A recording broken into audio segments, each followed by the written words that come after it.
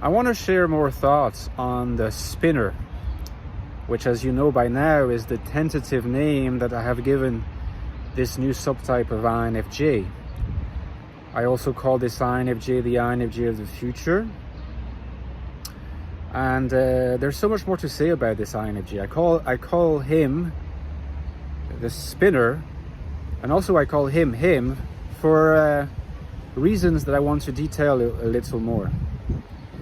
So first of all, I mean, it's funny because in order to actually come up with a name was very hard, and I think this difficulty compared to compliance and adaptive submissive, which were names that were easy for me to find, or secure, or spiritualized, or solipsistic, withdrawn. These names for these other subtypes of INFJ were pretty easy to come by, and I think it's not just a matter of fitting name to structure. It's also the fact that this particular structure of the spinner is relatively new. So we're not actually that familiar with it. We don't really even fully understand it in a way that we might, or in fact do understand other INFJs better. This is kind of a new INFJ. It's the product of the 21st century in many ways. This INFJ whose main functions that are actually activated are NI and SE, and whose functions of judgment are almost shut down at times. They feel like that. INFJ with weak superego. Spinner, because it often feels with this INFJ as if there is a constant spinning between NI and SE. And it's not just a looping, because with looping you can get the sense that, well, at least an INFJ that loops NI and TI, for example, has still like a pretty substantial level of engagement of NI and TI. And I would still argue that ultimately this will smother NI's need of expansion and smother also TI's need to have new material to work on, to do its categorization, essentialization, its cleaning up. It's making content lean. NI needs to have SE content to work with, and TI needs to have NI content to work with. Now, in the case of the spinning is kind of a less symbolically developed form of looping. It's as if this particular INFJ is really constantly spinning NI and SE, like this. The strength, because there's always strength in subtypes. A friend of mine was emphasizing this in a conversation I had with her not so long ago, and she's absolutely right.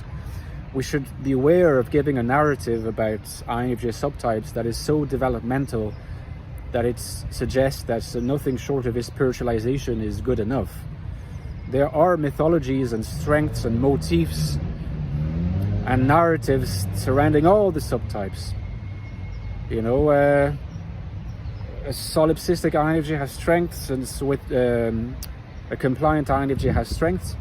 Same with the secure, same with the spiritualized, and also the same with the spinner. There are clearly areas that are difficult for them, because in addition to having a weak superego, and that means having a difficulty identifying a moral ground on which to act, this constant kind of questioning of the moral ground, which in an interesting way turns out to interfere with a sense of vision. So this INFJ, although they are the most perceptively oriented of all the INFJs, they're spinning NI and SE, the spinning, which results from a lack of grounding in the functions of judgment, has this paradoxical consequence of not giving grounding for the sense of vision to even emerge in the first place. There's a desire to be propelled forward, but there's no ground to be propelled from, and that's a big difficulty. That's kind of annoying. This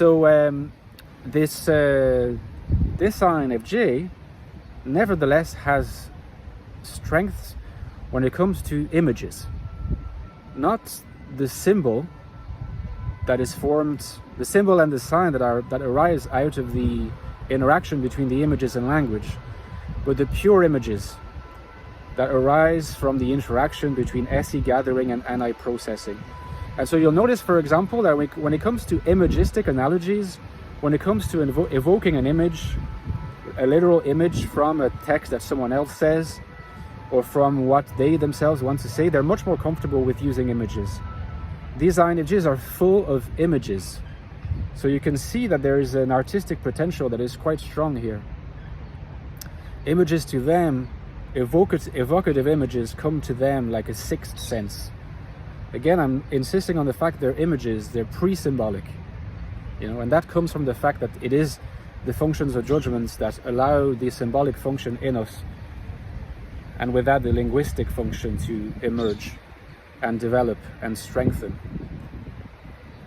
But the lack of an easy visionary process can make it difficult for an artistic vision to emerge, and that's kind of problematic and concerning in some way. And I do hope that these INFJs, to the extent that they can have artistic leanings, because they have clear artistic strengths. When you have such imagistic types, this is bound to happen.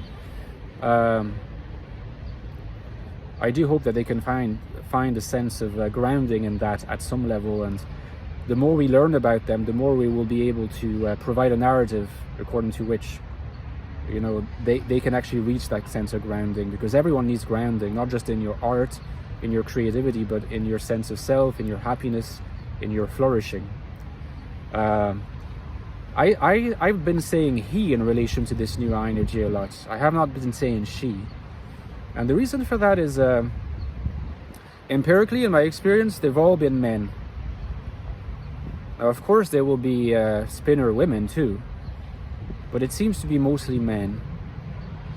In the same way that the withdrawn INFJ is mostly a man, but not always. Whereas in the case of this particular INFJ, the spinner, the polarized INFJ, functions of perception, so far I haven't seen any woman be facing that. And honestly, the best explanation that we have so far is psychoanalytical.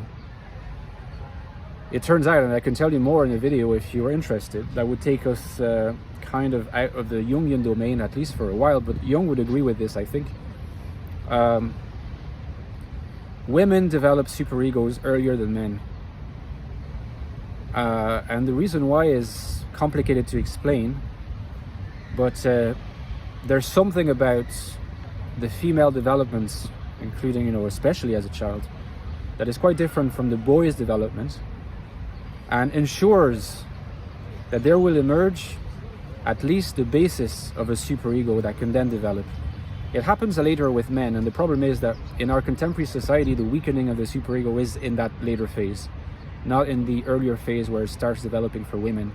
So it would be probably safe to say that that superegoic INFJs are most, or I should say, female INFJs are far more likely to have superegoic, subtypes, also functions of judgment. Therefore, you'll notice that VTI will be almost always present in female INFJs. If that's a scoop for you, well, I'm glad to share that with you. Less likely with men. It's linked to immaturity. We know that men are less mature as well on average. But since the spinner is an INFJ with a weak superego, it's much more unlikely to have female spinners, I think. But this is kind of history in the making. We'll see what happens and if our predictions or my predictions are correct. Okay guys, so if you enjoyed the video, please give me a like. You know that it helps massively with the referencing. Sorry that I moved the camera here and there. I was trying to avoid the sun. And don't forget that I've written 2 books on the INFJ that you can check out. My latest one is called The Infinite Soul, INFJ Life in the Modern World. All about how INFJs can lead flourishing, purposeful and meaningful lives in a world that they often consider hostile. Check it out. It's the first link below, as well as its prequel, The Ecstatic Soul, which is nothing less than the deepest investigation of the INFJ mind. What's it like to think like an INFJ? If you want to know more about this, definitely check the link below. And as usual, guys, I rely on your kind support to keep the channel going. I'd be so grateful if you supported me on Patreon. The link is below, and for a cheap amount, honestly, you get access to some cool perks like our Discord server, as well as a bonus video every 2-3 weeks on a topic of your choosing. So if that's of interest, the link is below. Hopefully see you there. Take care, guys, and see you tomorrow. Bye-bye.